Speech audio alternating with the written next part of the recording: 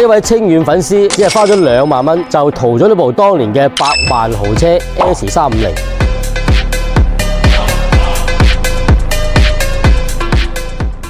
呢部05年嘅 S350就係奔馳嘅第一代火箭賓，搭配嘅係272嘅發動機。呢部車之所以能夠2萬蚊淘翻嚟，除咗車齡有20年之外，仲有一個好重要嘅原因，就係呢款發動機經常會發生拉缸，所以車主喺買呢架車嘅時候咧，係已經預咗一定嘅費用去維修呢個272嘅發動機。咁而家發動機咧，我哋用內窺鏡檢查過，的確係已經發生拉缸，而且咧拉缸仲要係非常之嚴重。呢種嚴重拉缸燒機油情況，冇其他辦法，就只能夠係調發動機出嚟大修發動機啦。嗱，而家發動機咧就已經拆咗出嚟，我哋下一步要做嘅咧就係打散呢個發動機，然後更換新嘅活塞同埋缸套。呢款發動機活塞嘅更換咧，喺呢度咧，我嘅建議係，如果要嗰個高性價比嘅維修，就用代工廠嘅活塞，一個原廠活塞嘅價錢就可以換6